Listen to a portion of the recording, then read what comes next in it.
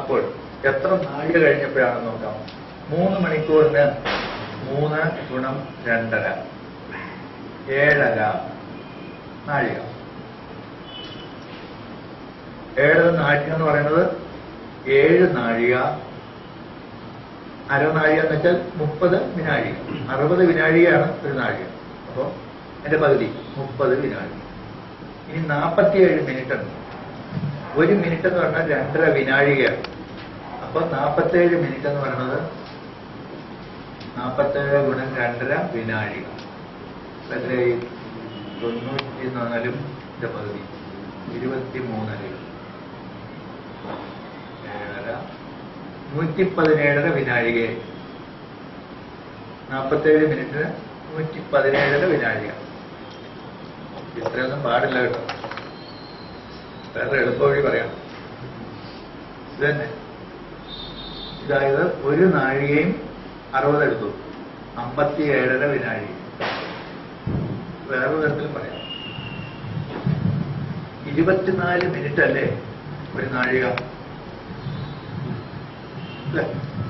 48 minute അല്ലേ 2 നാഴിക? 48 മിനിറ്റാണ് 2 നാഴിക. ഇവിടെ 47 മിനിറ്റ് ആവും. 2 നാഴികയ്ക്ക് 1 മിനിറ്റ് കുറയും. അതായത് 2.5 വിനാഴിക. ഒരു നാഴിക 52 വിനാഴിക. അപ്പോ ഒരു നാഴിക 57.5 വിനാഴിക. അപ്പൊ എത്രയായി? 30 27.5 ഒരു നാഴിക 1 2 7 9 നാഴിക 27 വിനാഴിക. അതായത് ഈ കുട്ടി ജനിക്കുന്നത് ഉദയം കഴിഞ്ഞ്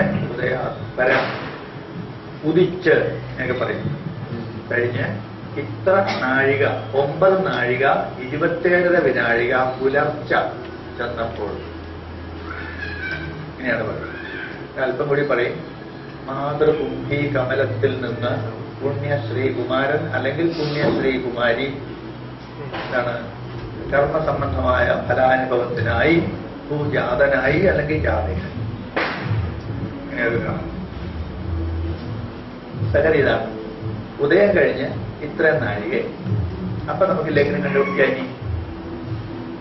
9 നാഴിക 27.5 വിനാഴിക. നാഴിക വിനാഴിക എന്നുള്ള ബോധം കൂടി വേണം. അതിൽ എത്ര നാഴിക നേരമാണ് തുലാൻ രാശി അവിടെ നിൽക്കുക?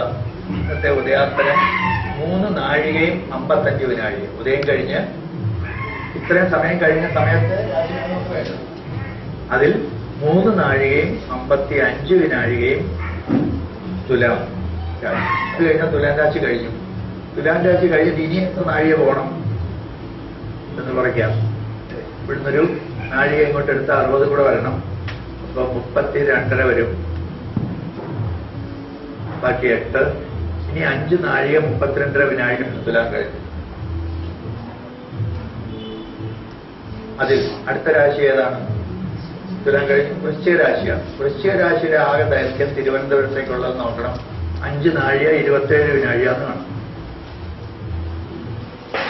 ചിലപ്പോൾ ഒരു വിനാഴികയൊക്കെ അങ്ങോട്ടും ഇങ്ങോട്ടും മാറും. 3 സ്ഥലത്ത് 3 ഇതിലാണ് കൊടുത്തിരിക്കും. ആകുമ്പോൾ 0 നാഴിക 5.5 വിനാഴിക. അപ്പൊ തുലാൻ കഴിഞ്ഞു, വൃശ്ചികവും കഴിഞ്ഞു, അടുത്ത രാശിയായി ധനുരാശി ജസ്റ്റ് തുടങ്ങി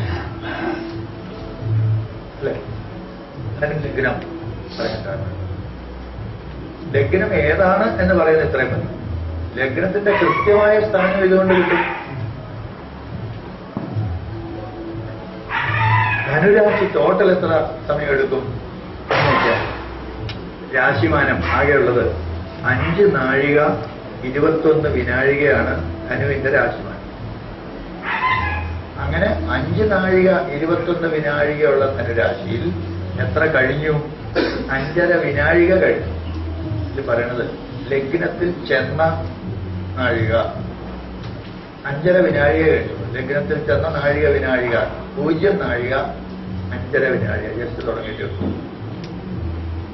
അപ്പോൾ എത്ര ഡിഗ്രി ആയിരുന്നു കാണാം.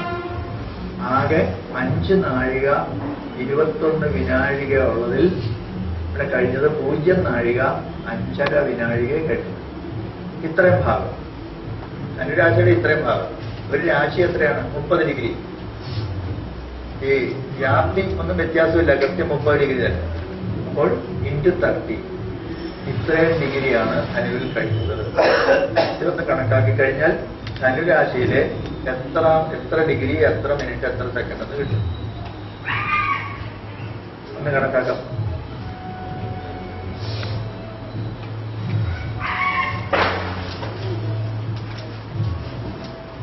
അതിന് ഈ രണ്ട് സംഖ്യയുടെ ലോവർ യൂണിറ്റ് ആക്കണം, വിനാഴികയിലാക്കണം.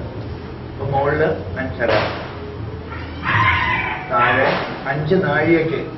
ഒരു നാഴിക 60 വിനാഴിക, 6 30 300 321 വിനാഴിക ഇൻറ്റു 30 അത്രയും ഡിഗ്രി. ഈ മുകളിലുള്ളത് ഗുണിച്ചാൽ 5 30 ഗുണിക്കാം 5.5 എടുത്തോളൂ. 55 3 കൊണ്ട് 15 165 ഡിവൈഡഡ് ബൈ 321. ഇത്രയും ഡിഗ്രി. 1 ഡിഗ്രി പോലും ആയിട്ടില്ല, ജസ്റ്റ് കടന്നിട്ടേ ഉള്ളൂ. അപ്പൊ ഇനി ഡിഗ്രിയുടെ താഴെയുള്ളതും ഇതിങ്ങനെ തന്നെ പറയാം. അല്ലെങ്കിൽ ഇതില് ഒന്നുമില്ല, ഇതിനെ മിനിറ്റ് ആക്കുക. മിനിറ്റ് എന്ന് വെച്ചാൽ ഡിഗ്രിയുടെ മിനിറ്റ് 60 കൊണ്ട് ഗുണിക്കുക, അത്രയും മിനിറ്റ് ആവും. അപ്പൊ 0 ഡിഗ്രി, 1 ഡിഗ്രി ഇല്ല, 0 ഡിഗ്രി എത്ര മിനിറ്റ്? ഇനി 60 കൊണ്ട് ഗുണിക്കാം.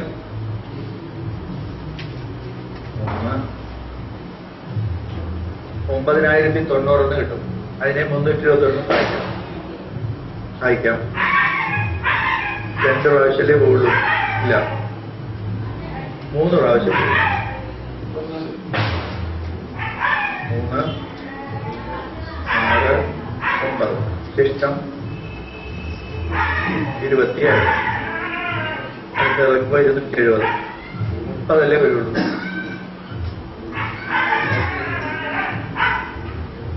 ഇതിൽ പോകില്ലല്ലോ, 270 തന്നെ കിട്ടണം. ഒരു പ്രാവശ്യം പോകില്ല. 30 മിനിറ്റായി. 321 270 ഇത്രയും മിനിറ്റ്. ഇതിനാണെങ്കിൽ ഒന്നുകൂടി 60 കൊണ്ട് പിടിച്ചാൽ സെക്കൻഡ് ആയിട്ട്. അപ്പൊ 0 ഡിഗ്രി 30 മിനിറ്റ് ഇത്ര സെക്കൻഡ് നമുക്ക് കിട്ടും. ലെഗിന് പറയണത് ലെഗിന സ്ഫുടം, കൃത്യമായ സ്ഥാനം. ഇതുപോലെ ഗ്രഹങ്ങളുടെയും സ്ഫുടം നമുക്ക് കിട്ടും, കൃത്യമായ സ്ഥാനം. അതിന് സ്ഫുടം എന്നാണ് പറയുന്നത്, ലോഞ്ചിറ്റ്യൂഡ്. ഗ്രഹങ്ങളുടെ ലോഞ്ചിറ്റ്യൂഡ്. അപ്പൊ ഇത് കിട്ടിക്കഴിഞ്ഞാൽ ഏത് രാശിയാന്ന് കിട്ടും. ചന്ദ്രന്റെ സ്ഫുടവും കാണാം. പിന്നെ നമ്മൾ ഈ നക്ഷത്രം നോക്കേണ്ട ആവശ്യമൊന്നുമില്ല. എങ്കിൽ നമ്മൾ സാധാരണഗതിയിൽ നമ്മളുടെ ചന്ദ്രൻ നിൽക്കുന്ന നക്ഷത്രത്തിന് പ്രാധാന്യം കൊടുക്കുന്നത് കൊണ്ട് ഇങ്ങനെയൊരു സമ്പ്രദായം. അടുത്ത സ്റ്റേജിലേക്ക് ഒന്ന് കിടക്കാം. തൽക്കാലം ഇത്ര നിൽക്കട്ടെ. നമ്മൾ കുറെ ഇങ്ങനെ ഗണിക്കുന്നുണ്ട്. അപ്പോ ചിലർക്ക് ഈ നമ്പർ കാണുമ്പോൾ എന്തോ ഒരു മനപ്രയാസം തോന്നും. അത് പോവും. കുറെ നമ്പർ ഇങ്ങനെ കണ്ടു കഴിഞ്ഞില്ല ആ ഒരു ബുദ്ധിമുട്ടൊക്കെ പോകും. ഈ ഡോക്ടർമാരൊക്കെ ആദ്യം ഒരു മനുഷ്യ ശരീരത്തെ കീറി മുറിക്കാനൊക്കെ ബുദ്ധിമുട്ട് കാണുമ്പോൾ കുറെ ശവം ഒരുമിച്ച് കാണുമ്പോഴത്തേക്ക് അതൊക്കെ തീരും കണ്ടു. അങ്ങനെ പലപ്പോഴും പ്രൗഢി ശല്യം പലപ്പോഴും വരും. ആദ്യം 1-2 പ്രാവശ്യമൊക്കെ ഇത്തിരി പ്രയാസമാണ്. ആരെങ്കിലും ചീത്തയൊക്കെ കേൾക്കുകയാണെന്ന് പറഞ്ഞാൽ ഇത് ചിലപ്പോൾ പ്രയാസമുണ്ട്. ദിവസം 2-3 പ്രാവശ്യം കേട്ട് കഴിയുമ്പോൾ തീരുവതല്ല. അതുകൊണ്ടാണ് നമുക്ക് അടുത്തുള്ള ശല്യത്തിന് പോയി നമുക്ക് യാതൊരു ശല്യം ഒരുപാട് സുഖം ഇതിങ്ങനെ കുറെ കേൾക്കാം. അത്ര അതുപോലെ ഈ നമ്പറുകളോടുള്ള വിരോധം തീരും വേഗം. അതൊരു ഇതുവരെ കൺഫ്യൂഷൻ വരും. നമ്പറുകൾ 2-3 ചെയ്ത് കഴിഞ്ഞാൽ ഇപ്പൊ നമുക്ക് ഇതാണ് വേണം. ഗ്രഹനിലയായി ഇനി ഇത് വെച്ചോണ്ട് എന്ത് ചെയ്യണം? ഇതാ നമുക്ക് നമ്മുടെ കയ്യിലുള്ള സാമഗ്രികൾ ഇത്രയേ ഉള്ളൂ. ഈ പറഞ്ഞതെല്ലാം കൂടെ നമുക്ക് കിട്ടുന്നത് ഇന്ന് 10 മണിക്ക് ജനിക്കുന്ന കുട്ടിയുടെ ജാതകം. ഇതിനകത്ത് ഇയാൾക്കുണ്ടാകുന്ന സകല അനുഭവങ്ങളും കാണാം എന്നാണ്. ഇയാളുടെ അനുഭവങ്ങൾ എങ്ങനെയായിരിക്കും, എന്തായിരിക്കും അതിന്റെ പ്രവണത, സകലതും നമുക്ക് മനസ്സിലാവും എന്നാണ് പറയുന്നത്. അതെങ്ങനെ? അതിന് ഇവിടെ നമുക്ക് സാധനങ്ങളായിട്ടുള്ളത് ഈ ഗ്രഹങ്ങൾ, ഇനി ഈ 12 രാശികൾ. അതിൽ ഒരെണ്ണം ആണ്, അതായത് ഈ സമയത്ത് കിഴക്ക് ഉദിച്ചിരിക്കുന്ന രാശിക്കാണ് നമ്മൾ ലഗ്നം എന്ന് പറയുന്നത്. ആ ലഗ്നം ഏത് രാശിയിലാണോ അതിന് 1-ാം ഭാവം എന്ന് പറയുന്നത്.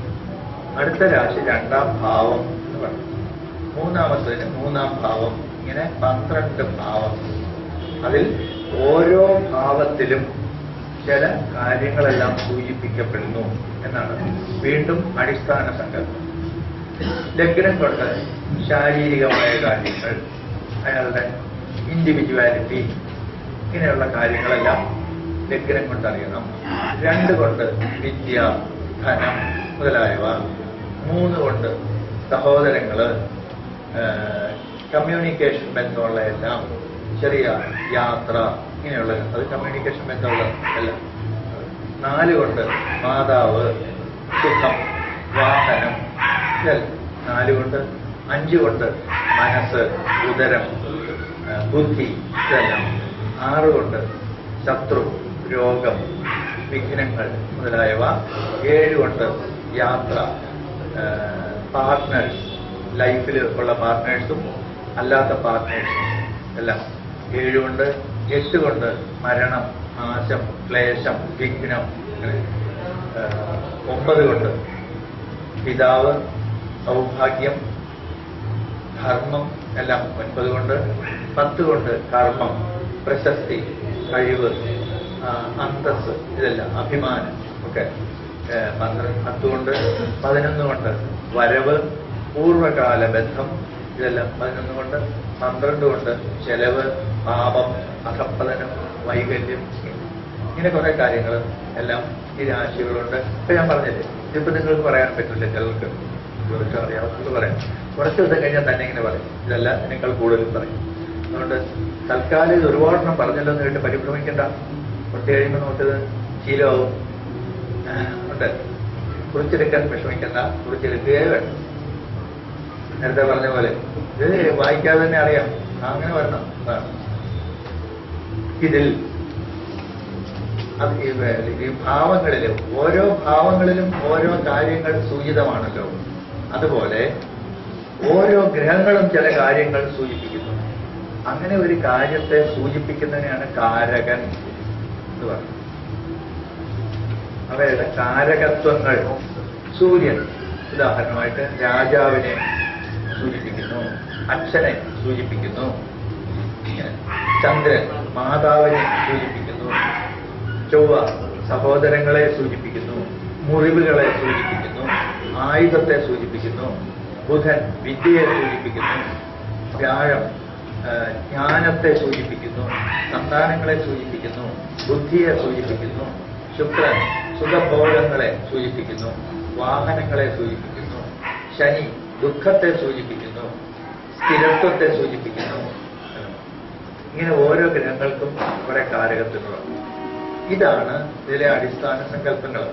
അതിൽ ഈ 12 ഭാവങ്ങളുടെ സങ്കല്പത്തിന് എന്താണ് അടിസ്ഥാനം നമുക്ക് കിട്ടുന്നില്ല. പക്ഷേ ഗ്രഹങ്ങളെ സംബന്ധിച്ച് അങ്ങനെ അല്പം കൂടി ഇത് കിട്ടും. പ്രാചീനമായ ഒരു സിദ്ധാന്തമാണ്. അതിൽ അധിഷ്ഠിതമാണ് മിക്കവാറും ആർഷശാസ്ത്രങ്ങൾ, പഴയ ശാസ്ത്രങ്ങളെല്ലാം. അത് പഞ്ചഭൂത സിദ്ധാന്തമാണ്. 5 ഭൂതങ്ങളാൽ നിർമ്മിതമാണ് നമ്മുടെ ലോകത്തിൽ കാണുന്ന വസ്തുക്കളെല്ലാം എന്നാണ്. പഞ്ചഭൂതങ്ങൾക്ക് അതീതമായിട്ട് ചില സങ്കല്പങ്ങൾ നമ്മുടെ ചുറ്റുമുണ്ട്. അതായത് പഞ്ചഭൂതങ്ങളാൽ നമുക്ക് മനസ്സിലാക്കാവുന്നത്, പഞ്ചേന്ദ്രിയങ്ങളാൽ നമുക്ക് മനസ്സിലാക്കാവുന്ന, അങ്ങനെയാണ് ഈ 5 ഭൂതം എന്ന് പറഞ്ഞ് വെച്ചിരിക്കുന്നത്. നമ്മളുടെ കണ്ണുകൊണ്ട് കാണുക എന്നൊരു പ്രോസസ്സാണ്. ആ കണ്ണ് ഒരു പ്രവർത്തനം ഇവിടെ നടത്തുമ്പോൾ ഇങ്ങനെ ഒരു സാധനം ഇവിടെ ഇരിപ്പുണ്ടെന്ന് നമുക്ക് കാണുന്നില്ല. ആ രൂപം നമ്മുടെ ബോധത്തിൽ, അതിനെപ്പറ്റി ബോധം നമുക്കുണ്ടാവുന്നു. കണ്ണ് അതേസമയം അതിന്റെ കണ്ണുകൊണ്ട് അതിന്റെ നിറം കാണാം, അതിന്റെ ആകൃതി കാണാം, ഇങ്ങനെ പലതും നമ്മൾ തിരിച്ചറിഞ്ഞു. കുറച്ചുകൂടി അടുത്ത് നിൽക്കുകയാണെങ്കിൽ അതിന് വല്ല സ്മെല്ലുണ്ടോ എന്ന് നോക്കിക്കഴിഞ്ഞാൽ മൂക്ക് അതിന്റെ സ്മെല്ലിനെ തിരിച്ചറിയുന്നു. ഇങ്ങനെ ഒരു വസ്തുവിന്റെ 5 ഗുണങ്ങളെയാണ് ഈ പഞ്ചേന്ദ്രിയങ്ങൾ ഓരോന്നും നമ്മളുടെ ഉള്ളിലേക്ക് എത്തിക്കുന്നത്. അങ്ങനെയാണ് അതിനെപ്പറ്റി ഒരു ബോധം ഉണ്ടാവുന്നത്. അപ്പോൾ അതിന്റെ അസ്തിത്വത്തിന് കാരണം ഈ അറിവാണ്. പഞ്ചേന്ദ്രിയങ്ങളിൽ കൂടിയുള്ള നമ്മുടെ അറിവാണ്. ഇതിനെ പ്രോസസ് ചെയ്യാൻ ആന്തരികമായ ചില സംവിധാനങ്ങളും നമ്മുടെ സിസ്റ്റത്തിലുണ്ട്. വളരെ കോംപ്ലക്സ് ആയിട്ടുള്ള സിസ്റ്റമാണ്. അങ്ങനെ അതിനെപ്പറ്റി നമുക്ക് അറിവുണ്ടാവും. അതാണ് ഈ ഇന്ദ്രിയാതീതമായ ചില കാര്യങ്ങളുമുണ്ട്. ഉദാഹരണമായിട്ട് മനസ്സ് എന്ന് പറയുന്നത് എന്തുവാ? ഇന്ദ്രിയത്തിന് ഗോചരമല്ല. അതൊരു സങ്കല്പം. നമ്മുടെ തോന്നലുകൾ, ആഗ്രഹങ്ങൾ, വികാരങ്ങൾ ഇതെല്ലാം നമ്മുടെ മനസ്സിൽ ഉണ്ടാവുന്നവർ. ഏതാണ് മനസ്സ്, ഏതാണ് ബുദ്ധി, ഇത്തിരി ബുദ്ധിമുട്ടാണ് തിരിച്ചറിയാം. നമുക്ക് രണ്ടും രണ്ടായിട്ട് കാണുമെങ്കിൽ ഏതാണ് ഏതെന്ന് തിരിച്ചറിയാൻ പ്രയാസമാണ്. അത്ര ബന്ധപ്പെട്ടതാണ്. ചിലത് നമ്മൾ ബുദ്ധിഭ്രമം എന്ന് പറയും, ചിലത് മനോരോഗം എന്ന് പറയും. വാസ്തവം പറഞ്ഞാൽ ഏത് ഇത് രണ്ടും തമ്മിലൊരു ബന്ധമുണ്ട്. ബുദ്ധിഭ്രമം എന്ന് വെച്ചാൽ ബ്രെയിനിനെ സംബന്ധിക്കുന്നതാണ്. ബ്രെയിൻ ഒരു ഉപകരണം മാത്രമാണ്. പക്ഷെ മനസ്സെന്ന് പറയുന്നത് അതല്ല. ഇത് രണ്ടും രണ്ടാണ്. അപ്പോൾ ഇവിടെയെല്ലാം കുറെ അധികം അടിസ്ഥാന സങ്കല്പങ്ങളുണ്ട്. അങ്ങനെ ഈ ഗ്രഹങ്ങളിൽ ഓരോ ഗ്രഹങ്ങളും പഞ്ചഭൂതങ്ങളിൽ ഒന്നിന്റെ കാരകത്വം വഹിക്കുന്നു എന്നാണ് സങ്കല്പം. അതെങ്ങനെ? അവിടെ കാരണമില്ല. ഇതെങ്ങനെ അവർ പറയും? ആ അടിസ്ഥാനത്തിൽ നിന്നാണ് ഇതിങ്ങനെ പൊങ്ങി വന്നത്. ഈ കാരകത്വങ്ങൾ ഓരോ ഗ്രഹത്തിനും. അങ്ങനെ ഈ പഞ്ചേന്ദ്രിയങ്ങളുടെ കാരകത്വങ്ങൾ സൂര്യനും ചന്ദ്രനും ഒഴികെ ഇവർ രണ്ടൊരു ഗ്രഹങ്ങളല്ല. ഒന്നൊരു നക്ഷത്രമാണ് ഒരു ഗ്രഹം. ബാക്കിയുള്ളതെല്ലാം താരാഗ്രഹങ്ങൾ എന്നതിനെ പറയും. അവയെല്ലാം ഭൂമിയെ പോലെ തന്നെ പ്ലാനറ്റ്സ് ആണ്, ഗ്രഹങ്ങളാണ്, യഥാർത്ഥ ഗ്രഹങ്ങൾ. അവർക്ക് മാത്രമേ ഉള്ളൂ 5 എണ്ണം ഉണ്ടെങ്കിൽ. ആ 5 പേർക്കും പഞ്ചഭൂതങ്ങളിൽ ഒന്നിന്റെ കാരകത്വമുണ്ട്. 5 ഭൂതങ്ങൾ എന്ന് വെച്ചാൽ മറ്റേ സാക്ഷാൽ ചാതുര്യ മാസ്റ്ററുടെ ഭൂതമല്ല, ഭവിക്കുക എന്നുള്ളത്. അസ്തിത്വത്തെ അറിയുന്ന ഗുണങ്ങളെയാണ് ഭൂതം എന്നുള്ള വാക്ക്. ഭവിക്കുക എന്നുള്ളതാണ് ഭൂ എന്നുള്ള ധാതുവിൽ നിന്നാണ് ഇതൊക്കെ ഉണ്ടായിട്ടുള്ളത്. ഭാവം എന്ന് പറയുന്നതും അങ്ങനെ തന്നെയാണ്. ഒന്നാം ഭാവം എന്നാൽ ഈ ഭാവം പല അർത്ഥങ്ങളുണ്ട്.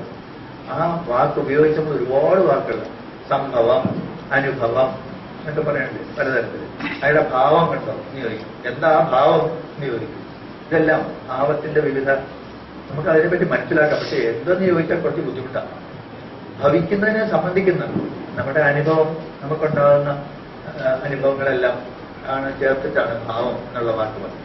ഇംഗ്ലീഷിലെ ഹൗസ് എന്ന് പറയുന്നത് ഫസ്റ്റ് ഹൗസ്, സെക്കൻഡ് ഹൗസ് ഇങ്ങനെയാണ്. അപ്പോൾ ഈ ഭാവങ്ങളുടെ ഇതിനെല്ലാം ഈ ഭവിക്കുന്ന ഭൂതങ്ങളെ കൊണ്ട് മാത്രമേ ഉള്ളൂ, അതല്ലാതെ കാര്യങ്ങളുമില്ലേ എന്നൊരു ചോദ്യമുണ്ട്. അങ്ങനെയുള്ള 2 ഗ്രഹങ്ങളാണ് സൂര്യനും ചന്ദ്രനും. അതിൽ ചൊവ്വയ്ക്ക് ഇങ്ങനെയുള്ള 5 ഭൂതങ്ങളാണ് പറയുന്നത്. പൃഥ്വി, ജലം, അഗ്നി, വായു, ആകാശം. ഈ പറഞ്ഞതിന്റെ അർത്ഥം മണ്ണ് എന്നല്ല. പൃഥ്വി എന്ന് വെച്ചാൽ കുറെ ഗുണങ്ങളെയാണ് ഇവിടെ സൂചിപ്പിക്കുന്നത് ആ സിദ്ധാന്തത്തിൽ. പൃഥ്വി എന്ന് വെച്ചാൽ ഭൂമി, മണ്ണ് എന്നൊക്കെ പറയും. അല്ല, അതുകൊണ്ട് അതിനെ തർജ്ജിമ ചെയ്യാൻ പോകരുത്. ഒരു ഭാഷയിലേക്ക് തർജ്ജിമ ചെയ്താൽ തെറ്റിപ്പോകും. ആ സെൻസിലല്ല, കുറെ ഗുണങ്ങളെയാണ് അത് പറയുന്നത്. അതുപോലെ അഗ്നി എന്ന് വെച്ചാൽ ഫയർ അല്ല. വായു എന്ന് വെച്ചാൽ ഇത് ഓക്സിജനും നൈട്രജനും കാർബൺ ഡൈ ഓക്സൈഡും എല്ലാം കൂടെ കലർന്ന മിശ്രിതമല്ല. വായു എന്ന് പറയുന്നത് ചില ഗുണങ്ങളുടെ ഇതാണ് പറയുന്നത്. ആ ഗുണങ്ങളുടെ ഇതിനെയാണ് ഈ പേര്, ടെക്നിക്കൽ നെയിംസാണ്. അതിന് ഡിക്ഷണറി മീനിങ് കൊടുത്താൽ തെറ്റിപ്പോകും. അങ്ങനെ പലപ്പോഴും പല തരത്തിലും തെറ്റുകൾ പറഞ്ഞിട്ടുണ്ട്. ഇന്ത്യക്കാരന്റെ ശാസ്ത്രം പന്നശാസ്ത്രം. കാരണം അവന് 5 എലിമെന്റ്സേ ഉള്ളൂ. അല്ല എന്നുള്ളത് നമുക്കറിയാമല്ലോ. 90-ലധികം എലിമെന്റ്സ് ഉണ്ടല്ലോ. കൂടുതൽ എലിമെന്റ്സ് നമ്മൾ സിന്തസൈസ് ചെയ്യുന്നുണ്ടല്ലോ. അതല്ലേ എലിമെന്റ്. എലിമെന്റ് എന്നാര് പറഞ്ഞു ഭൂതം എന്നുള്ളതിന്? ഏതോ കഴുത. നമ്മളുടെ ഈ തർജ്ജിമ ചെയ്യുമ്പോൾ ഇങ്ങനത്തെ ചില കുഴപ്പങ്ങൾ വരും. പീരിയോഡിസിറ്റി എന്നൊരു വാക്കുണ്ട്. അതിന് ഏതോ ഒരുത്തരം ആവർത്തനം എന്നാണ്. പോയി ആവർത്തനമില്ല, പീരിയോഡിസിറ്റിയാണുള്ളത്. 2-ന്റെ 2ആണ്. അറിയാതെ എഴുതി വെച്ചിരിക്കുന്ന മതേതരങ്ങളാണ്. ആവർത്തന പട്ടിക എന്നാണ്. ആവർത്തന പട്ടിക അല്ല, സ്റ്റോർ വെച്ചിട്ട് പീരിയോഡിസിറ്റിയാണ്. അതാണ് നമ്മുടെ ഒരു പ്രത്യേകത. ഈ നമ്മുടെ എപ്പോഴും അങ്ങനെയാണല്ലോ, ആവർത്തിച്ച് വന്നുകൊണ്ടിരിക്കും. യുഗങ്ങൾ ഇങ്ങനെ മാറി മാറി വന്നുകൊണ്ടിരിക്കും. അതിൽ ഈ കലിയുഗം തന്നെ അല്ല അടുത്ത കലിയുഗം. ഇത് പോലെയാണ്, ഇത്രയേ ഉള്ളൂ. പക്ഷെ ഇത് തന്നെയല്ല എന്നാ പറയുന്നത്. ഓരോ കലിയുഗത്തിലും വ്യത്യാസം ഉണ്ടാവും. അങ്ങനെ ആ വ്യത്യാസം കണക്കിലെടുക്കുക. അതാണ് പീരിയോഡിക് എന്ന് പറയുന്നത്. പീരിയോഡിക് പട്ടിക എന്ന് പറഞ്ഞാൽ മതി. നിങ്ങൾക്ക് ബുദ്ധിമുട്ടുണ്ട് ഇംഗ്ലീഷുകാരുടെ വാക്ക് ഉപയോഗിക്കാൻ. പീരിയോഡിക പട്ടിക എന്നാക്കിയേക്കണം. അങ്ങനെ അറ്റ്ലാന്റിക് സമുദ്രത്തെ അതലാന്തികം എന്നൊക്കെ പറയുന്ന പോലെ ഒന്ന് മാറ്റിക്കോ. പക്ഷേ അതിന് വേറൊരു വാക്ക് യോജിക്കില്ല. അതുപോലെ 5 എലിമെന്റ് എന്ന് പറഞ്ഞിട്ടില്ല. എലിമെന്റ് വേറെ, ഭൂതം വേറെ. ഗുണങ്ങളെയാണ് ഇവിടെ ഓരോ ഭൂതവും റെപ്രസെന്റ് ചെയ്യുന്നത്. അങ്ങനെ പൃഥ്വി, ജലം, അഗ്നി, വായു, ആകാശം, ഇങ്ങനെ 5 എണ്ണം. ഈ 5 എണ്ണത്തിന്റെ പ്രത്യേകതകൾ അല്പം കൂടി നോക്കുകയാണെങ്കിൽ നമുക്ക് കുറച്ചുകൂടി ഈ ഗ്രഹങ്ങളുടെ കാരകത്വത്തിലേക്ക് ഇറങ്ങാൻ പറ്റും. ഓരോന്നിനും ചില ഗുണങ്ങളുണ്ടെന്നാണ് പറയുന്നത്. ഓരോന്നും അങ്ങനെ ശബ്ദ, സ്പർശ, രൂപ, രസ, ഗന്ധങ്ങൾ, ഇതാണ് അവരുടെ പ്രത്യേകതകൾ. ഈ 5 ഗുണങ്ങൾ. ഇത് ആകാശത്തിന് ശബ്ദഗുണം മാത്രമേ ഉള്ളൂ. വായുവിന് 2 എണ്ണം ഉണ്ട്. ശബ്ദ, സ്പർശങ്ങൾ ഇങ്ങനെ കൂടി വരും. പൃഥ്വി എല്ലാം ഉണ്ട്. ശബ്ദ, സ്പർശ, രൂപ, രസ, ഗന്ധങ്ങൾ. അങ്ങനെയാണ് ഈ ഗുണങ്ങൾ വെച്ചുകൊണ്ടാണ് നമ്മൾ ഇതിനെ. ഇതാണ് അവരുടെ അനാലിസിസ്. ഇത് ക്വാളിറ്റേറ്റീവാണ്. ക്വാണ്ടിറ്റേറ്റീവായിട്ട് അനലൈസ് ചെയ്തില്ല എന്നുള്ളതാണ് ഈ പഴയ ശാസ്ത്ര തിയറിക്ക് വന്ന കുഴപ്പം. ഇത് ഒരു ക്വാളിറ്റേറ്റീവായിട്ട് മാത്രമാണ് കണ്ടത്. അവിടെയാണ് അതെല്ലാം അവിടെ മരണിച്ചു പോയത്. അതിനുശേഷം ആധുനിക കാലത്ത് ഇതിനെ ക്വാണ്ടിറ്റേറ്റീവായിട്ട് അനലൈസ് ചെയ്യാൻ തുടങ്ങിയപ്പോഴാണ് നമുക്ക് വസ്തുക്കളെ പറ്റി കൂടുതൽ നന്നായിട്ട് അറിയാൻ പറ്റിയതും അനലൈസ് ചെയ്യാൻ പറ്റിയതും അങ്ങനെ വളരെയധികം മുന്നോട്ട് കയറാൻ പറ്റിയത്. നമ്മുടെ പഴയ ശാസ്ത്രങ്ങൾക്കെല്ലാം വന്നിട്ടുള്ള കുഴപ്പം അവിടെയാണ്. ക്വാണ്ടിറ്റേറ്റീവായിട്ടുള്ള ഭാഗത്ത് അബദ്ധങ്ങൾ ധാരാളം അതുകൂടി. നമ്മൾ പലപ്പോഴും പറയും നമ്മുടെ സമയം അളക്കാൻ എത്ര സൂക്ഷ്മമായിട്ട് നമുക്ക് അളക്കാൻ പറ്റും. ശരിയാണ്, അളക്കുമോ? ഉദാഹരണം, അതിലെ ഒരു യൂണിറ്റ് ഏതാ? ഒരു താമര ഇതള് സൂചി കൊണ്ട് കുത്തി ഉളയ്ക്കാനുള്ള സമയം. അല്ലെങ്കിൽ ഒരാളുടെ കണ്ണടച്ച് തുറക്കാൻ ക്ഷണനേരം എന്ന് വെച്ചാൽ ഇതാണ് കണ്ണടച്ച് തുറക്കാനുള്ള സമയം. അത് ഒരാൾ തന്നെ 10 പ്രാവശ്യം കണ്ണടച്ച് തുറന്നാൽ സമയ വ്യത്യാസപ്പെട്ട ആളുകളാണ് ചോദിക്കാനുമില്ല. താമര ഇതള് ഒരേ താമരയിലുള്ള പല ഇതളുകൾ എടുത്താൽ തുറക്കാനുള്ള സമയം വ്യത്യാസമുണ്ട്. സൂചി മാറ്റിയെടുത്താലും വ്യത്യാസം വരും. ഇനി എന്തെന്നാണ് ഈ സമയത്തിന് ഇതുകൊണ്ട് പ്രിസിഷൻ എന്നറിഞ്ഞാൽ ഇല്ല. അതാണ് വാസ്തവം. സൂക്ഷ്മത പറഞ്ഞാൽ പോരാ, അനുഭവത്തിൽ വരണം. യൂണിറ്റുകൾ സെലക്ട് ചെയ്തപ്പോൾ തെറ്റിപ്പോയി. ക്വാണ്ടിറ്റേറ്റീവായിട്ടുള്ളൊരു അബദ്ധമാണ്. സ്പെസിഫിക് ആയിട്ടുള്ള യൂണിറ്റ് എടുത്തില്ല. അതിലാണ് നമ്മൾ പറഞ്ഞിട്ട് കാര്യമില്ല. ഇതൊക്കെ ഇന്ത്യയിൽ നിന്ന് കട്ടോണ്ട് പോയതാണ്, മറ്റൊരു മറിച്ചൊന്നും പറഞ്ഞിട്ട് കാര്യമില്ല. ആരും ഒന്നും കട്ടോണ്ടൊന്നും പോയിട്ടില്ല. നമുക്ക് പറ്റിയ അബദ്ധം ആണ്. അത് മനസ്സിലാക്കിയ ആധുനിക ലോകത്തിന് അവർ മുമ്പോട്ട് കയറി ചന്ദ്രനിലേക്ക് വരെ കുതിച്ചു. നോക്കി ഇരുന്നിട്ട് ഇതെന്നോ ചന്ദ്രൻ എന്ന് പറഞ്ഞിട്ട് കാര്യമൊന്നുമില്ല. പോവും, ഇതിനപ്പുറം പോവും. ഇത് കഴിഞ്ഞിട്ട് അടുത്ത ലോകത്തേക്ക് പോകും, അടുത്ത ഗാലക്സിയിലേക്കും പോകും. അപ്പോഴും ഇത് നമ്മൾ പറഞ്ഞുകൊണ്ടിരിക്കും, ഇതൊക്കെ പണ്ട് ഉണ്ടായിരുന്നു എന്നിങ്ങനെ പറഞ്ഞുകൊണ്ടിരിക്കും. ഈ പറച്ചിൽ നിർത്തിയിട്ട് ഒപ്പത്തോടെ ഓടിയെത്താൻ നോക്കുക. അതാണ് വേണ്ടത്. നമുക്ക് പറ്റിയ തെറ്റാണ് സമ്മതിക്കുക, വീണ്ടും ചെയ്യാതിരിക്കുക. അല്ലാതെ പഴയത് തിരിച്ചു കൊണ്ടുവരിക എന്ന് പറഞ്ഞിട്ട് കവടിക്രിയയും അബാക്കസും എടുത്തിട്ടുള്ള കാൽക്കുലേഷനും ഒക്കെ എടുത്ത് തിരിച്ച് വീണ്ടും മനുഷ്യനെ ശല്യപ്പെടുത്താൻ വേണ്ടി ഇതൊക്കെ എടുത്ത് കഴിഞ്ഞു അതിന്റെ കാലം. ഇത് വേണ്ട. കാൽക്കുലേറ്റർ വരെ എന്നിപ്പോ പോയി. ഫിംഗർ ടിപ്സിലാണെല്ലാം. ആ മാറ്റത്തിനൊപ്പം നമ്മൾ വന്നില്ല എങ്കിൽ പുറന്തള്ളപ്പെടും. ഫാസ്റ്റിലായി അതെ മോണ്യുമെന്റ് ആയിട്ട് ബി നിലവറയിൽ കൂട്ടി വയ്ക്കാം നമ്മളെ. അത്രയും ഏതെങ്കിലും കാലത്ത് ഒരുത്തം വന്നിട്ട് എടുക്കും തലയോട്. തലയോടിൽ അവസാനിപ്പിക്കുന്നു.